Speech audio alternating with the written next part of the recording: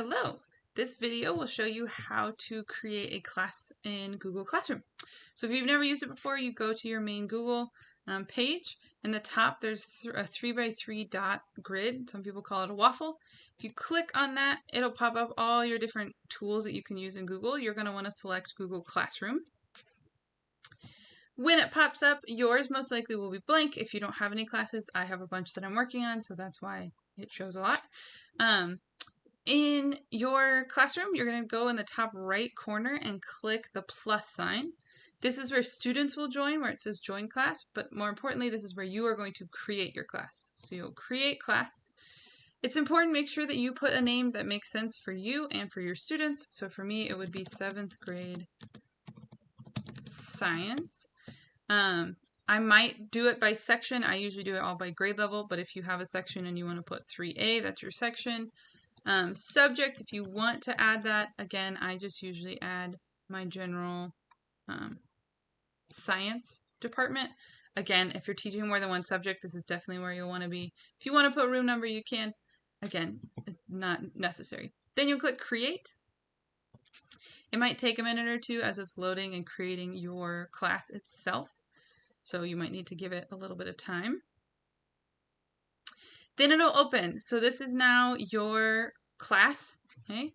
So the first thing you want to do is click the little arrow that says customize. It already filled in the photo for me because I put that it was a science class. But what you'll want to do is select photo.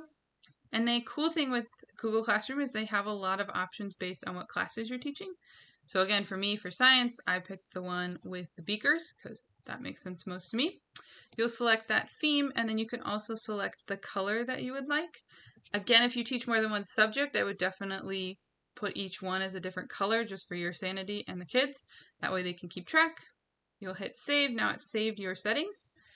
Then in the top right corner, there's a class settings. There's even more. Here's where you can change the name of the class if you decide you need to switch it or add things. And then there's an important setting I want to show you. So invite codes are turned on. This means that you can either send students a code or they will be able to join your class based on just typing in the class code. The most important thing I want to show you, there's a lot of different other ones that you can get into and add and get more detailed. The biggest one is your stream.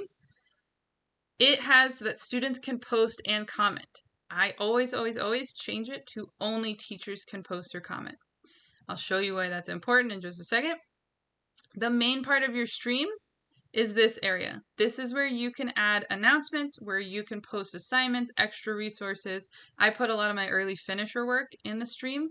That way it's not an assignment or in the actual classwork section. It's just in announcements where students can find it if they finish early. But you want to make sure students can't post. Otherwise, they can post to the whole class, whatever they want, and that they can reply and things like that. Again, I have that setting set so that only the teacher can post something. Okay. Then your next part, you'll see these 4 tabs. This is where you'll control your class. The one you'll spend the most amount of time in is your classwork. So classwork is found here. There's going to be another video about that, but this is where you can add all your different assignments, material, topics, things like that.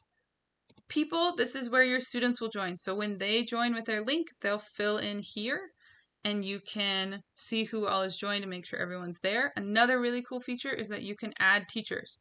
So when I go to add a teacher, I usually add, I can add my administrators, I can add especially any support staff. My special ed coordinator, I always add to my classes so she knows what's going on and is able to see that. There's also a tab for grades. That one you can use, again, if you're using it as a grade book or just more for students to keep up with what's going on in their Google Classroom. So hopefully this was helpful. Give it a try and build one for yourself.